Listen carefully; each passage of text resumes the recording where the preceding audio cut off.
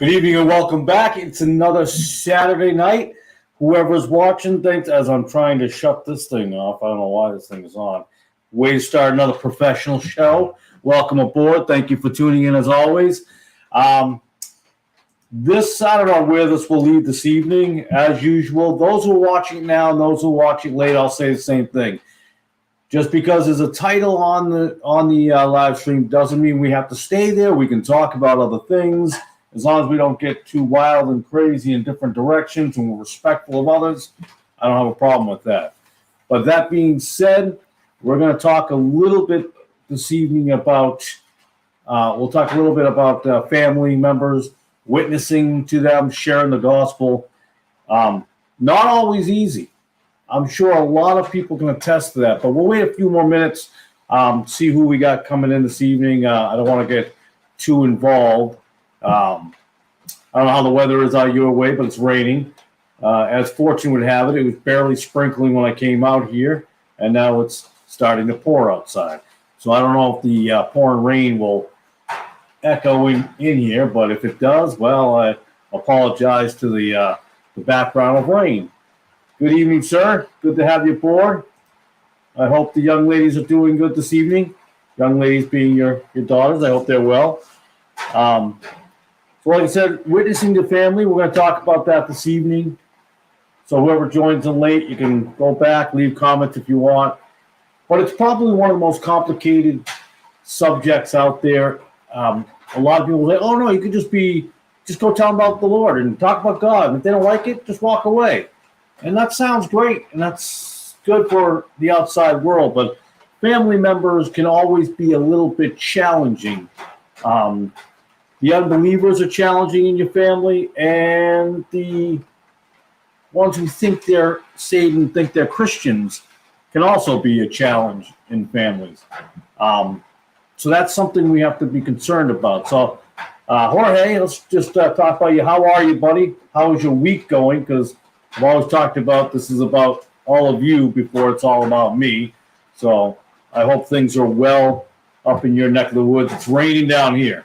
I don't know what it's doing up there. I haven't checked the weather, but it's got a little bit of rain pouring down. So, and down here in Tennessee, you got certain areas. If you got a lot of clay in the ground, it can cause for a pretty soupy mix out there.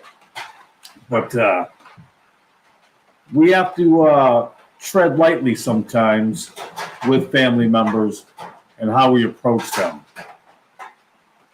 You want all your family members to be saved. Now, I might have talked about this before, but I was talking to someone previously, and I was talking to a gentleman from work that we were talking, and he had questions about, well, how do you pray and then not believe your prayers? And I had to explain to him, it's not that I don't believe prayers. I understand that not all prayers will be answered. And that's a very difficult thing for a lot of people to come to accept, that not all prayers will be answered, or even in the way that you think that they should be. Some are answered, and some will be answered in time. You have to have patience with those things. I told him I pray and I hope for salvation for everyone I know, but week is great. Week is great. Light rain. I'm 30 on Monday. Nice. I think down here we're double that. I think we're in the 60s. I don't remember. I don't recall if we're high 50s or low 60s. I don't miss 30-degree weather, my friend. Not at all. I'm telling you. I am very thankful to be down here. Not that you're in a bad place, but I'm thankful to be here in a little bit better weather. But I would have gone wherever the Lord told me. And I think we've spoken before. The Lord was pulling us in this direction. I did want to move south years ago, but I just always felt like we were supposed to be down here. My wife thought the same thing, and she felt that pull, and we just prayed about it, and here we are. Oh, I'm sorry, buddy. I apologize. Hey, you're up in New England. It's February. It could have been 30 degrees up there is what you meant. Oh, my goodness. Well, that must be exciting to be 30 on Monday. That's That's pretty good. You made it this far. But 30 years old. It's been a few minutes since I've been 30. I can tell you that right now. Oh, there you go. Happy birthday, Jorge. There you go. I can talk. There you go. Proud 30-year-old. Happy birthday. 30 years old. I was just going to say, I remember 30. Now I'm going to go off track. A lot of times we sit there and talk about things like, well, if I could go back in time, and if I know, what's the saying? If I could change back then or what I know now or whatever, but I wouldn't. A lot of people say, oh, man, if I could take the knowledge of now and go back then. We say that all the time. It's a very popular saying. But would you make that decision? You might still make the same decision you made before. We can't go back, but we can learn from what we've done. We can learn from mistakes we've made and the challenges we've overcome to get to where we are now. And be happy with the moment you're in now, and look for the blessings and thank the Lord for what you've been given now. And that's kind of key there. I went off track a little bit, but like I said, just because there's a title on this video does not mean, or this live stream doesn't mean we can't have a communication and talk. Unfortunately, sometimes people are talking at people or talking down to people or, things like that. That's not happening here. Oh, nice. Thank you. I was born again at 24 when the Lord saved me. Oh, God bless. That's awesome. That's fantastic. 6 years in. That's awesome. Don't have a better word than awesome. There's a lot of adjectives we could use. We were just talking about adjectives and adverbs with my boys the other day. I think I got one of them wrong. I can't remember what I got wrong. Well, you think I'd remember my adjectives and adverbs, but what are you going to do? But Jorge, you probably know, a lot of people will know this. Family members can be complicated. I say this, never give up on your family. Never stop praying for your family. Realize that they may not be saved, and people say, "Oh, that's negative. That's negative." Well, a lot of the Bible is negative, but in a positive light. What can I tell you? But we can always pray and just keep it in prayer in the hopes that they will be saved, and they may not one day. They may never get their head out of the ground. They may never. Or those who think they're Christians, they're never going to. I'll give you an example of family members. I try to share gospel. You think, well, if you're such a godly man, you should be able to share the gospel with any of your family, and they should see the light. That's not how it works. And people who speak like that are speaking out of ignorance. I just got mud on my hands. That's fantastic. Muddy outside, and just touched my shoe. It doesn't work that way. Family members are the first one to look at you and go, I knew you back when you were, so that happens. Family member holds you to the past that they remember. They're stuck in that time frame, and they can't move forward in this direction. And I think the hardest people are your parents. Your mother and your father are the hardest people if they're not saved. And again, I don't mean to be all over the place, but even when they believe they are, it's hard to share those things and explain to them where you think they're wrong. And I think for some people there's an intimidation too. Like guys with their father. Don't tell me there's not a lot of men out there like this. Sometimes your dad is still your dad, and it's kind of hard because you become that child again. Not you're a wimp or anything, but that's your father. I think it sometimes can be easier to witness to your mother than it can be to your father. That can be hard. And even children, you can only do the best you can with them. Once they're grown and they go out in the world and they make their mistakes, you have to pray and hope that they stop making those mistakes and that they stop being fools and get their head out of the sand and really understand what they're doing. And you may pound them over the head with everything over and over again, but you have to give them what they got, give them the knowledge that we have, and pray and hope that they get there. Just lead by example. It's an old saying, I know, to lead by example, but it's true. You have to lead by example. And don't get sucked into the vortex of letting them remind you of who you used to be, because they want to bring you down. And I said this a long time ago. The devil will use your family. Satan will use your own family members to get to you. Because who do you love more on this earth? It's your family. Whether it be your brothers and sisters, but really your children, your mother, your father. That's hard. It's really a tough thing to do. You have to, I don't want to say stay strong. You do have to stay strong, but a lot of people out there, I see a lot of Christians who don't really give any solutions or answers. They just stay strong. Of course, we know to stay strong. We know that. But we need to share in these times. We need to be there for one another. I talked about this before. Actually exhort others. And then speaking of exhorting others, those who have trespassed against you, you got to let that go. What they will get their just rewards. Whatever sin they've committed, it's not about you. They don't know any better. They may think they know. Absolutely. They think they have all the knowledge in the world. And I've seen a lot of guys talk about this out there. Knowledge and wisdom. And then they want to twist it into what their knowledge and wisdom is, which ends up not being accurate. Don't get sucked into that. Don't worry about it. Don't talk bad about other people anymore. I know I've gotten sucked into that vortex before, but I've seen a lot of people, and I hope I'm not hearing a lot. If anybody can hear that rain in the background, let me know. I'm hoping it's not echoing in here, but let me know if the rain is making too much noise in the background. I feel like I have to talk louder just to talk over the rain. I'm not sure.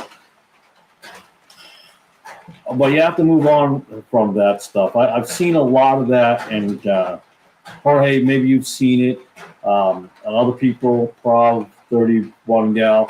I think a lot of people have seen it out there where it's just I love not only the attack on others, but then there's an attack and then trying to tell people you shouldn't attack other people while they're attacking people. Oh my goodness, it's such nonsense. It is such silliness and nonsense. And I am just, it blows me away how people get so mixed up with that. It's so full of hatred or the desire to be bigger than they are, to have, to be in control, to have a power of something, mostly because they've never had anything or been in charge of something. They need to feel that charge. I got to put my glasses on. Okay. The kids are talking about Halloween, trick-or-treat, zombies, even though I say no. Finally, I read all the zombies and told them they're called the resurrected. That's an interesting way to do it. Wow, they're talking about Halloween, trick-or-treat. That's interesting. Zombies. I don't know. Maybe they get that at school. I don't know. I'm wondering where they get that. But you'll see, stuff like that. I'm gonna bring this back up for a second. There are some even Christian cartoon shows that have some strange things in it, and you're like, why is that in a Christian cartoon show? So, for children. So it's tough to be very vigilant all the time. So it's like, oh, it's not. Well, it is. It is. You're balancing a lot of things.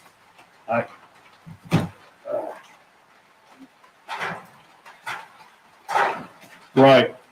That makes sense. If you don't mind me asking, do they still go down there to visit, or they come up and?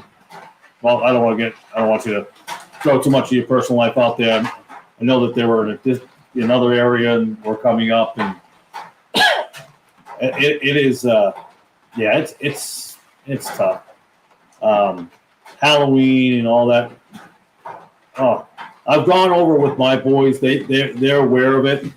Trick or treat. They have no desire to do any of that. They won't even look out the window. Well, we were still up in Connecticut at that time, and they wouldn't even look out the window at some of the stuff. They were just like, the middle one would not look, and then the youngest one would always go, "Dad, there's more sin right there, Dad. There's more sin." I'm like, "Yeah, Dad is evil. I'm like, yep, there is. So they're aware of all that stuff. They're aware of True Christmas and where that actually came from, origins of all that. And they don't even miss Christmas at all. When they were younger, we were still stuck there a little bit. It was tough. And then I realized, behavior is taught. They're not born with these desires to do Christmas, Halloween, trick-or-treating, zombies. They're not born with that desire, but we or someone teaches them these things and raises them, just like racism and things like that. They're taught those things. They're not born with that desire to be involved with all those things. No children is. In fact, children are probably the least racist, the most accepting of all things. But we taught them again. We taught them about the Halloween. We talked about trick-or-treating. We talked about Christmas. We talked about all the origins of these things. And I realized that behavior is from the parent. So we talked about these things, and I realized it's our fault.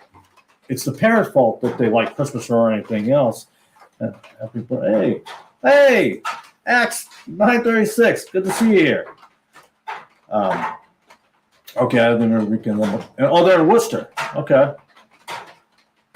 I thought for some reason, I apologize, dude. I thought they were somewhere else. I thought they were in Framingham. I don't know why. Or maybe you worked out in Framingham. That could have possibly been it.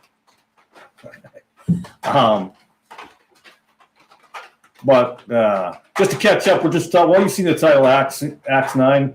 We're just talking about family members, but we talk about everything here. It's the we the people, we the Christian people type of channel here, about everyone, not about just one person. We talk about the challenges of witnessing to family members. Not easy. That's tough. But I'm so blind. I keep on putting these glasses. Okay, you're in Framingham. Okay, I'm not getting too old that I can't remember. Axe. Let me pull up Axe here again. Axe. How's the family going? I'm hoping everything is well down there and you're doing all right.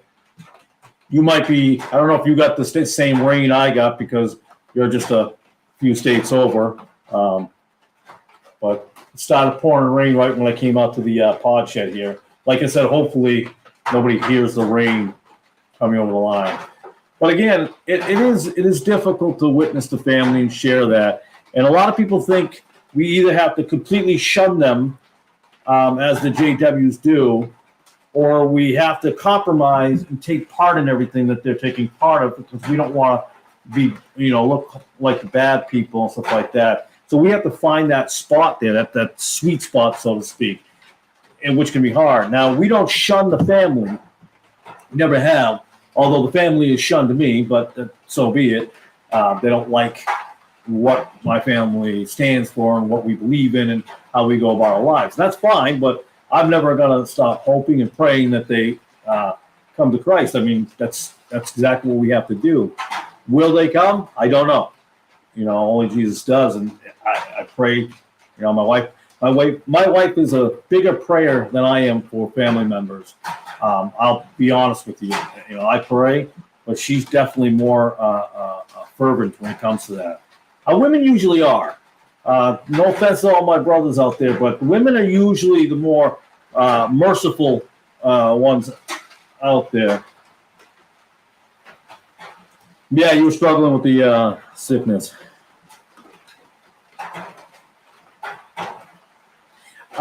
Is this the same brother that we spoke about before? I think you talked to my wife about your brother before. I hope he's on the right direction or in the right direction, so to speak. I do hope that is the case. But yeah, they're tough. They never let go of who you used to be, and you have to remind them that's not who I was. But so we don't go to the big shindigs. You won't see me at any family reunions. It's not because I hate my family, but there's nothing for me to be there for. Now it doesn't mean I'll never talk to a family member if they ever call me. Then fine, I'll definitely talk to a family member. But they tend to stay away, so to speak. I know my sister went off the deep end quite the Josiah. I apologize for not remembering his name. I'm sorry. I just remember the situation, so I was hoping he was doing well and going in the right direction. That's awesome. You know, not everybody gets that place right away. Some people get to that realization quicker than others. It's just, you see people become saved overnight, you know, and they're like all of a sudden, oh, no, you're welcome. You're absolutely welcome. Again, I think my wife has talked to you, and I've talked. Well, this is about really creating this we the people situation. I know I use that a lot, but and gospel tracts, by the way, they don't work. I go all over the place. Gospel tracts may not work for your family, you know, but being a light does. It really does. I really believe that in time. And I'm going to repeat myself again, but not every family member is going to get saved. I'm sure you folks, you guys have had your own issues with family members, and they just won't listen. You're like, it's so obvious and easy, you know. Some people have husbands and wives who just don't get it, which leads to somebody going, wait a minute, you're married to an unsaved person? Well, these things happen. Whether you like it or not, it happens. I love how people have an issue with these things while not addressing their own sins. But people get married under the wrong circumstances, but still love one another. And the Bible even says not to leave that person. You have to pray for them and be a light for them. And I'm paraphrasing, and then pray, and they'll come along. And sometimes that doesn't happen. Sometimes you're in a situation you shouldn't have been in. Sometimes people get married when they're both unsaved, and neither one are a Christian, and then one of them comes to Christ, and the other one may never come to Christ, or maybe they will. You never know. But, man, I lost my train of thought. I apologize. I do that all the time. But the biggest thing is prayer. You just continually pray for them. There's a chance that they're going to make it. There's a chance. There's always a chance. But have the realization and have the wherewithal to understand that they may not. And it's not because prayer fails. It's not because God turned his back on you. It's not because God will not listen to what you have to say. It has nothing to do with that. Some will turn and some will. I'm just going to pull this up real quick. I need a bigger screen. I'm getting blind. Yes, that was how my husband started out. He was also seeking the Lord more. That's awesome. Praise the Lord. I've seen changes in him, and I pray for years for it. Yeah, absolutely. Never give up hope. And this is you're in a situation now that it's working, and you're seeing it come to fruition, and that's fantastic. That's awesome. And for me, and not everybody knows, but some folks know. I was married before. I was married to someone who was an unbeliever years ago. And I didn't know him at that time, you know, and I struggled with things. I had fallen off the way, and I had backslidden, we're talking 20 years ago, and a lot of struggles, and going to these church buildings, reading these things, and wondering, where's the answer? How come nobody can give me an answer? A lot of things like that. And just you slowly let the flesh take over. I know you're going to hear some go, well, you have to conquer the flesh. These are ignorant people. I'm just going to let you know that now. They're people who have never really been attacked in the world. They'll say they've been persecuted, but they really haven't. They're not in the world. They haven't had to deal with the world. When I say in the world, I mean they don't have to deal with everyday things, and they hide wherever they're hiding, and, have a nice little world there. But it happens. It shouldn't happen. It shouldn't. But I think today we have a better ability to reach folks and be there for one another, which is kind of funny if you think about it. We have the ability and knowledge, more so than we ever have, to be closer to the Lord, to be close to one another, and yet we sometimes seem further apart, which is mind-blowing to me. It shouldn't be, but it is. But like I said, I was married before, and it just didn't work out. And I've always said I did not divorce that woman. She divorced me because I knew it wasn't biblical, and she saw what direction I was going in, and she wanted nothing to do with that direction. And I was hoping, that it would work, but it didn't. But the answers for a beautiful Christian woman who put the Lord first did come along. And I didn't see it coming. I wasn't quite prepared for it. And she's an amazing woman. I don't want to make this about me or her or anything like that, but the Lord does what the Lord does, whether you like it or not. So you pray every day, you follow that Bible, you get into the King James Bible, you read every word you can, and do what the Lord tells you to do. Don't be much like my wife used to tell me. Don't be don't be Jonah. Don't be running. Don't face up these things. Do what you think the Lord has called you to do, and that's what I've done. Some of you might know that again, making things about other people, like I said, that is incredibly important. Amen. Yes, thing is important. Those of you who are tuned in now and may tune in later know that my title had a different name, and it was called Ministries. I took the name off, and I'm going to explain why for a moment. Boy, we really went off the different paths here, but that's okay. This is what real conversation is. You go in different directions. I took the word ministries off because I felt it was very precocious. I was going to do a video about it, but I took it off of other spots. We are all a ministry. I think there are people out there who want to call themselves a ministry. Not everyone. I think there's some well-meaning folks out there, but to me, I think it's a selfish thing. It's, look at me. This is my ministry, and that's not what we're supposed to do. And I put it on there for lack of a better title back in the day when I started this channel. I was trying to think of a decent name that didn't. Wasn't about me. I didn't put my name on it, so I didn't want my name like it was all about me, Stephen. Hey, Stephen Blank. It's all about me. I didn't want that, so I named it Everyday Man of God Ministries. And then I took off the ministries because we all have a duty here. We have women who need to minister to women. We have men who are supposed to be out there ministering out there to the world. We're all meant to do that. So for me, I think it can be seen as, and I believe it is to be in some degree, or most degrees, selfish. It can't be about you. People do that. They want this about them, and it can't be about them or him or her. It has to be about everyone. And we're here. We're all called to be ministers in one degree or another.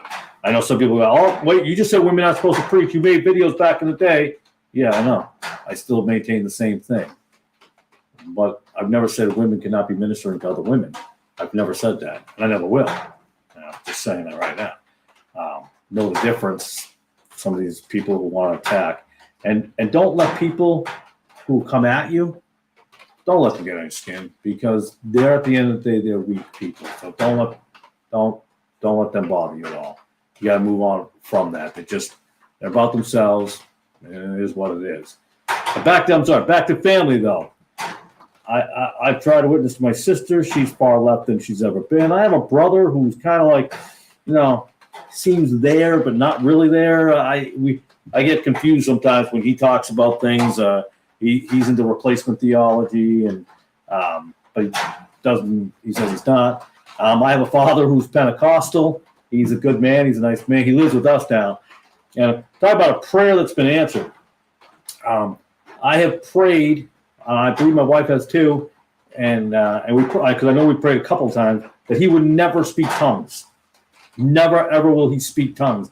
And praise the Lord, he has not uttered anything. He has not one single time, and I'm hoping that's a sign. We have showed him, I think, how we are as non-Pentecostal. He knows I'm not a Pentecostal.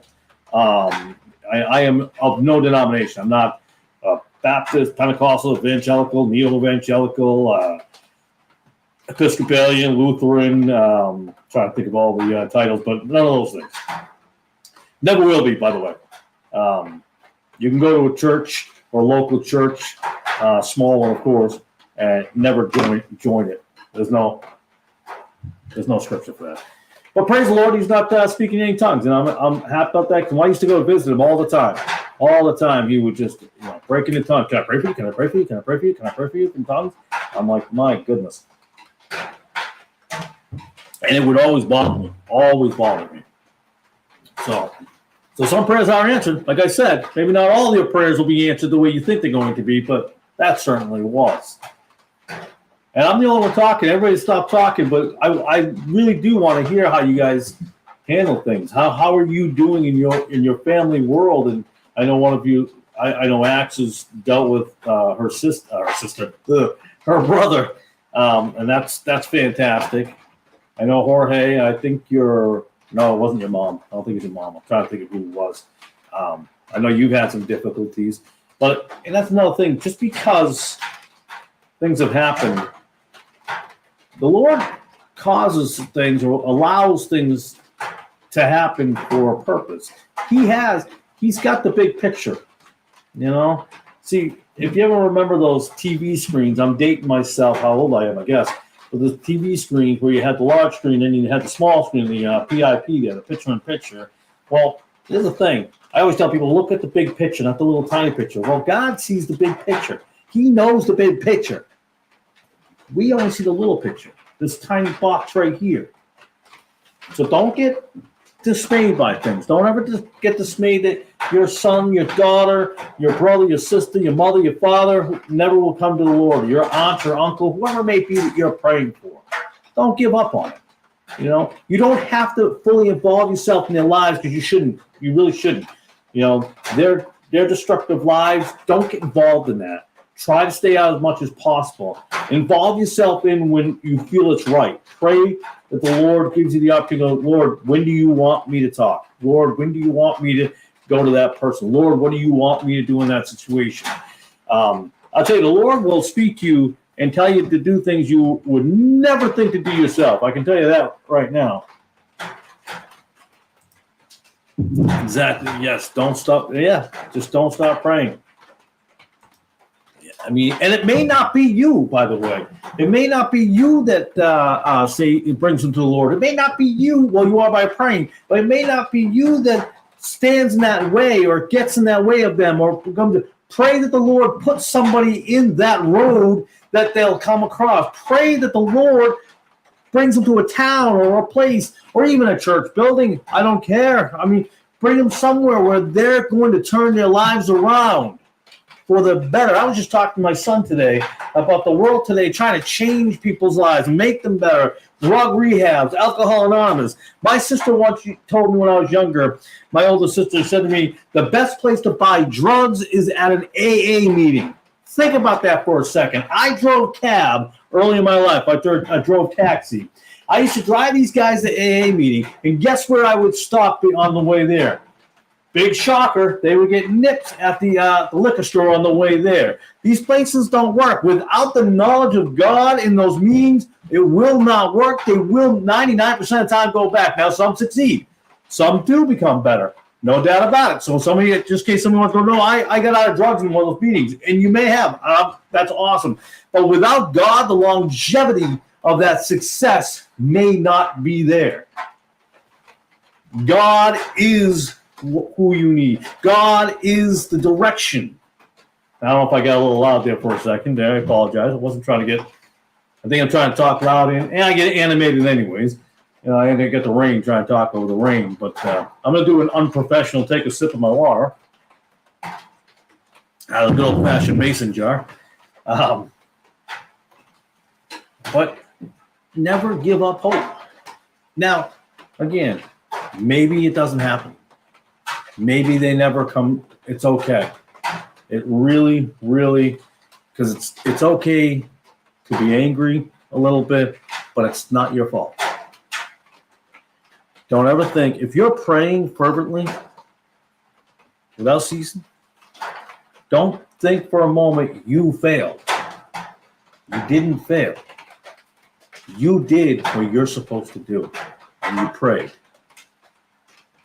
That is the most important part. We can't change everyone. Like I said before, people without God are not going to succeed long term. The chances and the percentages are not there. Somebody will disagree with me, that's fine. From what I've seen throughout time, it hasn't worked. I've been a taxi driver. I've been in lockup. I've seen these people. I've dealt with them my whole lives. I'm not saying I'm better than everybody else, but I've seen enough to know that true change, real change without God does not have a long shelf life. Now, we have some 25-year shelf life food in the last 25 years, but even that, in the last 25 years, it's done. But you don't have a shelf life without God. You're just here. You're here on this earth in a hamster wheel without God. And your family has to know that. They have to understand that they are here on a hamster wheel, spinning round and round, and for no purpose. To have kids, grow old, then die. That doesn't work that way. So when they realize where you are, now, my life now is, I don't like to quote Dave Ramsey because I don't think he's a real Christian. People can call me out on that one. That's fine. I don't care. But he does have a saying that says, better than I deserve. I don't know if that he still says that. It's been a long time since I've listened to him. Better than I deserve. And that's what you have to understand. You don't deserve this, but by the grace of God, you do have it. And don't forget it. I deliver. I drive around at the auto body shops throughout all of northeastern part of Tennessee and into the southern Virginia. Just over the line, not that far into Virginia, but just over the line. And there are some areas where I cut across and go through. And I look at some areas and neighborhoods and stuff like that. And I'm glad I do because every time I complain, I'm like, I wish we had this over here in our yard. We all do it. Even Christians, we all do it. We say, I'm like, I wish I had a fence right there. Or I had it, I'm like, and you got to catch yourself sometime. Well, for me, when I drive around, I realize, man, I could live there, but I don't. I live where I live. Now, we're not rich or anything like that, not at all. not even close. Not in the earthly sense. But we do all right. We've been through the struggles. We've done what we've gone through a lot. And that's another thing about perseverance. Don't give up. Not only your family, but yourself and your world and who you are, and just keep on that path and keep forward, keep going. Don't let the side stuff get to you. Don't let people bring you down. Don't let the geniuses out there who think they know better than you and they just want to talk down to you and be negative about things. There's a certain level of negativity that is proper, and there are certain negativity that doesn't belong. Yes, the Bible is full of negativity. People go, hey, what? It is negative. Look at all the bad things that happen, but look at what the result will be when you move on. I'm just saying. Don't ever stop. And the most important thing, it's the key thing all the time, prayer. And I'm still going to say the same thing I always do. I don't do it enough. And I don't think a single person out there does it enough. I know I'm grouping in a whole lot of people, but I don't think as a whole we don't.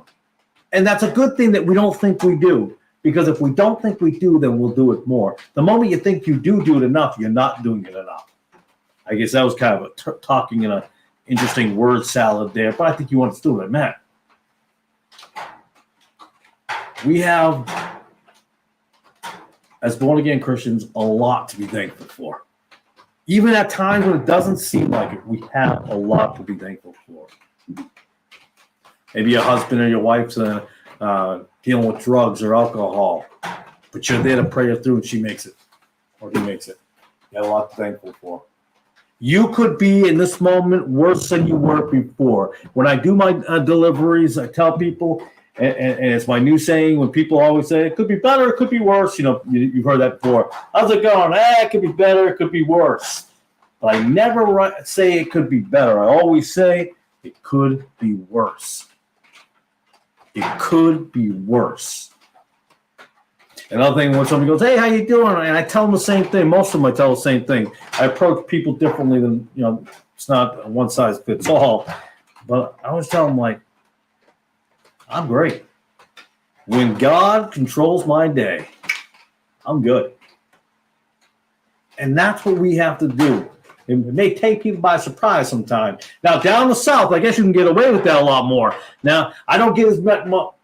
Down here in the South, I don't get as many weird looks from people. In the North, I got a lot of weird looks when I'm that type of person. But so it is different down here. There's a lot of Christians down here, or a lot of people will say they're religious or they're Christians, and you might question that. But all these approaches, these people take different approaches to. But we have an extreme duty, if that's a word. I just want to look at the time. Okay, we're at 41 minutes. I'm trying to stay within the hour. I know I don't like to take too much of people's time. I know how precious people's times are, especially at this point in the evening. It's why I changed to 8 o'clock instead of 9 o'clock. I'm thinking 9, but I think 8 works for everybody. There's folks here, so let me take a stop for a moment. I just want to thank everybody who's watching right now and everybody who's going to watch in the future. I am very thankful and grateful that you've taken your time to watch. And I say that in my podcast all the time. I am thankful and grateful that you've taken your time. I really am. I don't look at this and go, well, you should be watching me, because I got some things to teach to you, and I got some things to preach to you. No, I'm not gonna. That's not a thing for me. No, and I'll always be thankful for the people who take their time, because you could be watching anybody. You could watch any crazy guy just yelling and screaming on the screen, but you chose to watch me, so I appreciate that. In all honesty. But when you're thinking it's getting tougher and tougher in times of family, don't give up hope, even if they never get saved. I said that earlier in the program. Even if they don't get saved, you continue to do what you're supposed to do biblically. Don't worry about the noise. Don't worry about the things like that. So I put out gospel tracts. I had them out today. I was going to type something out. But this is one I get out there. I got this from the Bible Baptist bookstore. I thought about making my own, but then I thought, you know what? No, I'm going to go ahead and order from them. 2 cents a pop. And there's another one I got there. And this is one here. I got to order some more of these. This is the Gospel of John and Romans. But these here, I stop at gas stations a few times a day, either go to the bathroom, buy a water, or rest area. Sometimes I stop on purpose, even if I don't have to go, because I like put these everywhere. Now, why am I talking about this for a moment? We talk about prayer, right? Never stop praying. Never stop praying, because you don't know. Same thing with this. You don't know. Stop. I keep putting these everywhere. These come out to like 2 cents a pop, I think, like that. So I buy these. I put them everywhere. Because it's just one. Remember that. If your prayer, when you pray, if one person turns their life around that you've been praying for, maybe you're praying for 9 people. I don't know. But just one. Love the fact that one. Except the one. I'm thinking of what I was going to say, a phrase. Be excited that one person does come to the Lord. As one here. If one picks up that's enough for me. Thank you for caring and seeking what the Lord has you to do. You and your wife have been such a blessing to me and my family. Oh, well, thank you. I appreciate that. I need to look at the gospel tracts to send to. Do you make yours? No, we don't make ours. There are some people who want to, and it does. I thought about investing the money in trying to do it. If I was someone who didn't work for a living, maybe I would have that kind of time. But I just believe every man should be working for a living, whether you're a pastor or preacher. I just think that's really what I think. That's how I feel what the Bible tells us to do.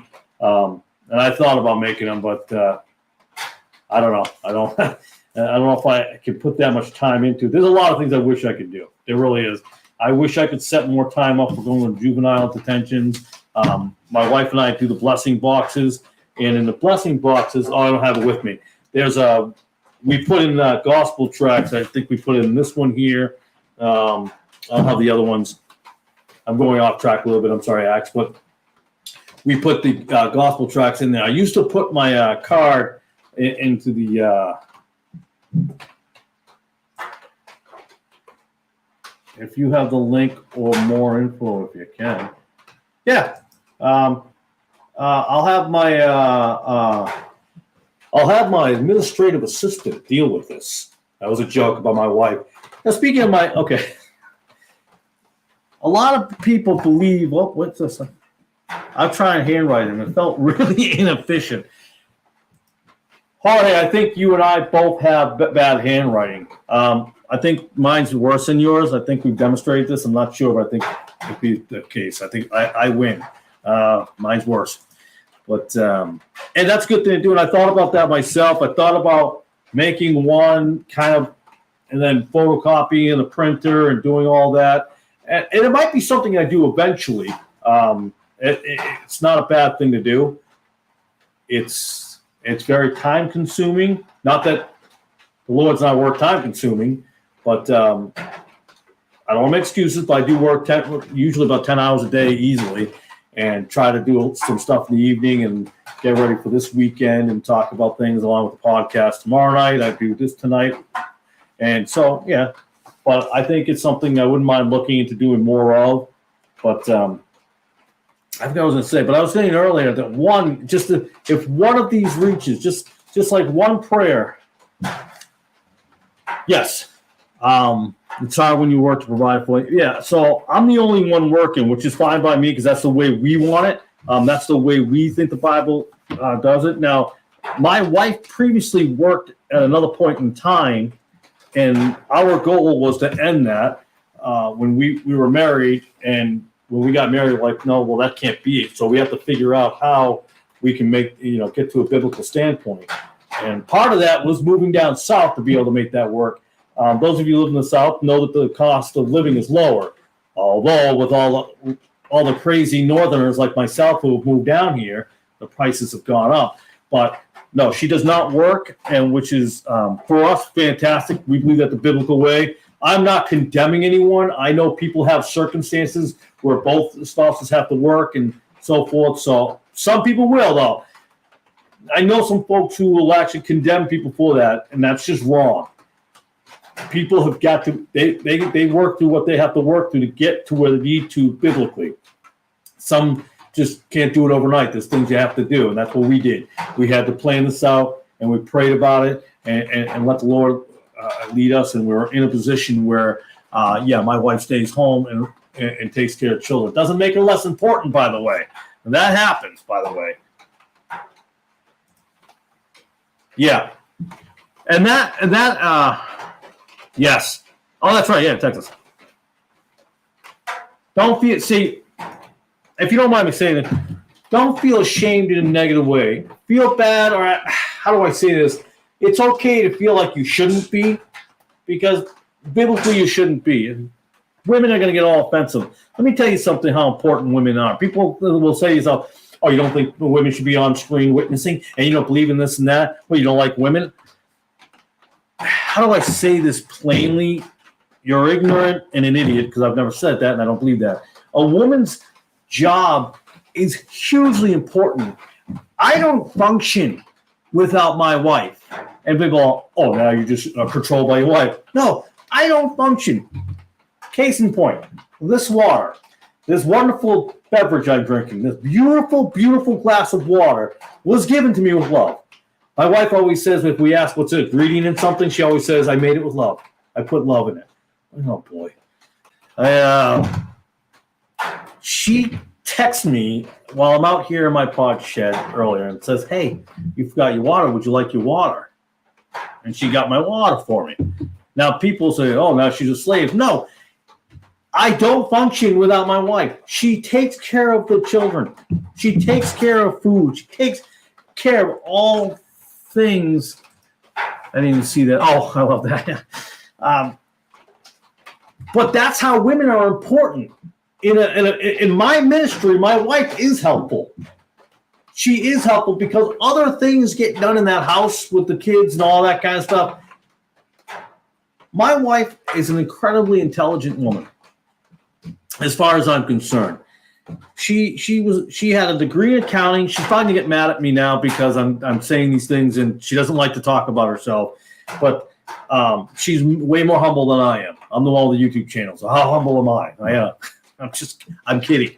But she has a degree in accounting, degree in nursing, an amazing person. But she'll forego all of that to follow the Bible biblically, to raise the children, rear children. To me, that she is more amazing and takes care of what we need. I'm fed every day. She cooks me. She makes me homemade sandwiches. I'm trying not to make this about me, but so what I'm trying to get to is women serve an unbelievable role behind the scenes, and that's where they belong. Relax. I'm not going to say barefoot in the kitchen. I'm not going to say that, but they're amazing guys who are out there in the streets witnessing, men who are on the YouTube or whatever, guys out there doing all these things, and they do these things, but they have, hopefully anyways, a good woman behind them who is their administrative assistant, who is there to man, I can't even get into words. There's so much she does, and that's what women are supposed to do. When we're reading the Bible of all these women, you'll notice they're always behind the scenes. A lot of people say, no, they witness. They talk about Mary and Matthew, but Mary, when they talk about Mary, was a separate conversation when he turned to the disciples and told them to go and witness to the world, to spread the gospel. There's a cutoff in sentence there. People don't like that. People want to join it all together. It was cut off. There's a separation. I'm going off the track. I did make the videos about women in ministry, preaching, and stuff like that. There's a cutoff there. They're always helping. When Paul writes about his helpers, people automatically want to assume that means that they were right there next to him witnessing out there. I don't believe that to be the truth. Not in all cases. No. Now, the Lord will use people in a certain situation. He'll use a woman. Absolutely, like Deborah, when there's all those weak people, because they want to go to the Old Testament. New Testament believers who believe in the New Testament and live the New Testament life will then use an Old Testament, something in the Old Testament, to try to prove when they say, well, those things don't count. Yeah, a lot of people get so theologically messed up, it's unbelievable. They spend too much time in theology. Even if they tell you they don't. They do. And usually they listen to somebody else that's could be theologically messed up. It's just, it's tough, and they get this, they're full of anger that is not righteous anger. It's just anger. It's just plain anger. It's just mad. And again, a lot of these people are usually guys who never fit in, or don't like the authority, or don't want to be under somebody else, or don't want to be bossed around, and all these people. Well, let me tell you, pal. Or I'm sorry, I'm saying pal, but that's life. And as a Christian, you can't handle those things. You don't even belong. I don't believe you should be in charge of anything. I'm just saying. Because if you're a real man and a real Christian, you'd be able to handle all these obstacles that come along. Maybe not always with the grace that you should. Now, I probably went way off track on that, so I apologize for that. What time is it now as I'm sipping my water? I just want to stay at that hour. All right, 54 minutes in. I know people's time are precious. I totally understand that. So that was my spiel on women. People always get me wrong on that. I think people just assume I hate women and don't believe, that I just lock up my wife somewhere and just, chain her somewhere and you just do what you're told to do. That's not even close to the case. But that's usually the world is taught that women should be just absolutely independent, don't need men. We're learning that from the left. Believe it or not, I see men who claim not to be like the churches of today, be like the churches of today, when a lot of them believe that women should be doing all these things. It's absolutely astounding to me that they feel that way. And there'll be people who preach against Baptist people. These are my favorites. There are some churchgoers that will talk about Baptist people, which is hilarious. But I'm against a lot of Baptist people actually. But I'm sorry. It is an honor to the Lord working in the home, and I look forward to doing that someday. And I pray it happens. And by the way, when I say I pray that it happens, I'm not going to throw that out there as a sentence. This leads me down a road. Everything leads me to something. The phrase thoughts and prayers.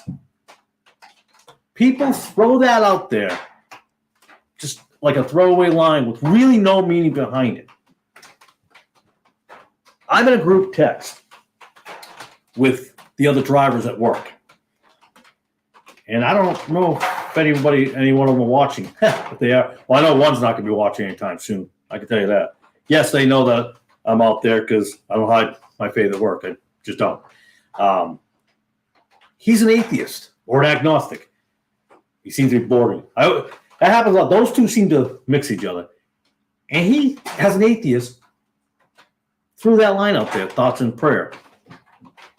How can you put thoughts and prayers when don't even believe in God?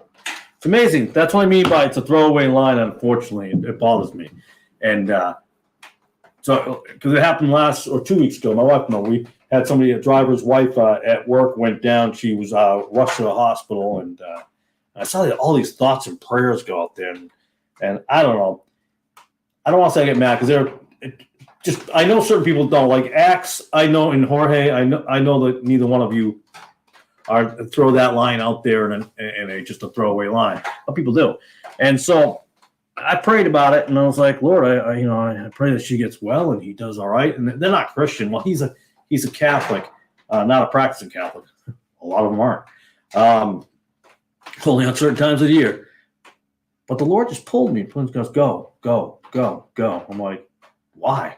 Why would I go? So I did. Called my wife. I said, hey, I'm going to go up to the hospital. It's like about an hour and I want to say an hour and 10 minutes. That's how far it was. It's like from where I live up to other side of Knoxville, up Oak Ridge, Tennessee, I think over there. So I went up there, and I thought he'd be there, but he wasn't there yet, and I was the only one there. And I texted him on the phone and said, hey, where's your family and everybody? I'm like, oh, we don't have any family there. And I thought I was there. I'm like, I think I'm supposed to be here to witness to him and his wife. I never got to talk to his wife, but so I was a witness to him. Well, my boss shows up. I ended up witnessing into my boss. I wasn't even there, and I wasn't even witnessing to the Catholic guy in front of me. I'm talking. The boss is asking me all types of questions, and so you never know why the Lord's going to put you in the places that He puts you, but He does. And you just go with it. Don't question. Don't go, well, that doesn't make sense, Lord. Lord, that doesn't make sense. I don't know why I would go there. Well, the Lord knows. So just shh. And let the Lord direct you to where you're going. And that's the most important thing. Go where you're supposed to. Share with who you can. Family and non-family. So I think we went all over the place on that one. But again, like I said, those of you watching now and those of you watching later, this is not going to be always about one thing and one thing only. We're here to talk about other things because, we need to care about each other and what's going on with our lives and continuously be there. I think my email's out there. I don't know. I never know these things. I never remember. I think on YouTube, people put in all these descriptions and everything. I never did. Never get into all that stuff. Or people do these musics and stuff like that, and I don't do that either. Perhaps I should. But never give up. As a coach for years, I would teach that all the time. But don't stop praying for your family members. Maybe something will happen, and maybe something won't. But don't stop praying. Be positive when it comes to that. but realize that they may not be answered. And whoever you're praying for may not come to the Lord. We can't save everybody. It would be great if we could, but we can't. None of us can. So we keep on praying. We keep on giving it to the Lord. And just be honest with yourselves. It may not happen, but it may. So out of the 8 or 9 people you're witnessing into your family or in your lives, if you reach one, focus on the success of that one. Be excited and joyful that one. You may not have got the other 8, but it doesn't matter. You get one person, because of your prayers, got in the right direction. One person out of the hundreds and thousands of tracts you put down, one person may have picked it up. It might have made a difference. You may not ever see it. You may not see the difference, but keep on praying. With that, it's a little over an hour, so I apologize to everybody. Thank you for tuning in tonight. I consider this a blessing for people to even be here, no matter how many people watch this. Thank you. Everybody on here, Jorge, Axe, whoever's watching out there, thank you. Thank you for taking your time. I appreciate it. God bless and have a beautiful evening. Good night.